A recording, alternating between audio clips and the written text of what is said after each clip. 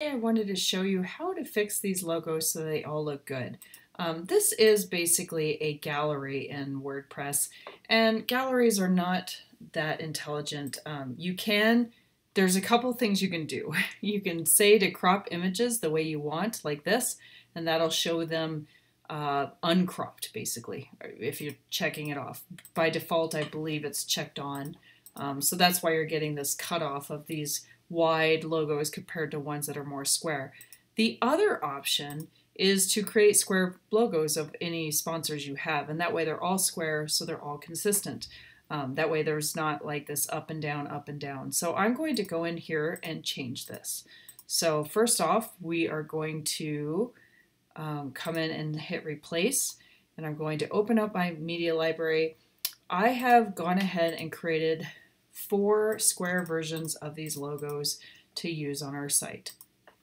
So I'm going to upload those here. And I did this in Photoshop. You can also use Canva or other photo editors to make a square version of the logo. And basically that means that there's going to be white space above and below if it's a horizontal logo like the people and pollinators.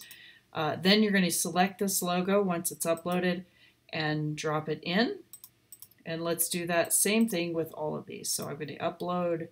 Oh, actually, I already have it uploaded. So I'm going to open Media Library. And you can use these ones again since they're already created and drop them in. Replace, open Media Library. We'll choose the Denver Audubon. And I also made one for the wild ones. So we'll choose this one here.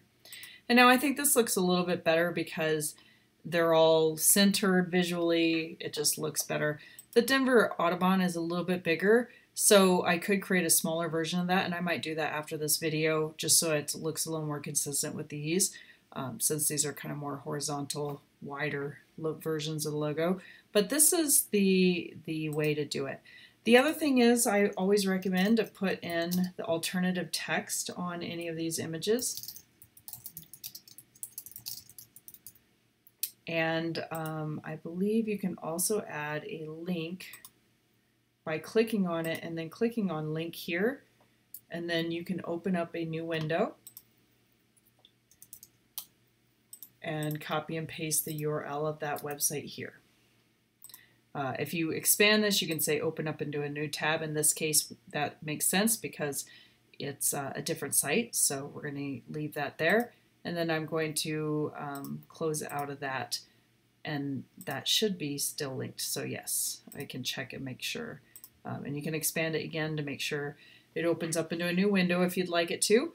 And let's go and do the same thing for any of these. So I'm going to open up the table public house. Let's see, here's their URL. I'm going to copy this here. And then I'm going to come in and paste it here. Let's expand it. Let's open it up into a new tab, and that looks good. Same thing here. We're going to click on the link. Let's put in Denver Audubon. Go to their website. I'm going to copy this, and we're going to paste this here. Again, open up into a new window or a new tab. And one last one, the front range. Of course, that's going to just go to the main website, so we can link it to that.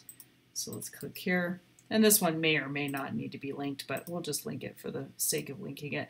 In this case, we can leave it in the same tab since it is the same site. And now I'm going to hit update. And once it's done updating, I can view it by clicking here on View Page. And there's those logos looking a little bit better. Like I said, I will create a little bit smaller version of Denver Audubon since that looks so big compared to these other ones, since it was already a square logo. But that's how you can make them consistent. So there's a couple ways you can do it. You can either say you can click on it, and you have to kind of click in between them to get this whole thing selected. And then you can choose crop or not.